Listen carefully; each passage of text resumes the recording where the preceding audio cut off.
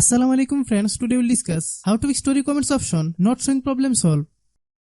Please see the story. There is an option to message but no option to make comments. You can solve this problem very easily. If you are new to my YouTube channel, please subscribe. Launch the Facebook app on your iPhone, iPad or Android device.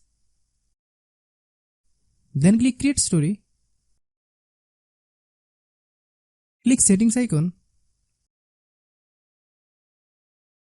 Then turn on comments option. Hope you understand. If you are new to my YouTube channel, please subscribe. If the video is useful to you, please share with your friends.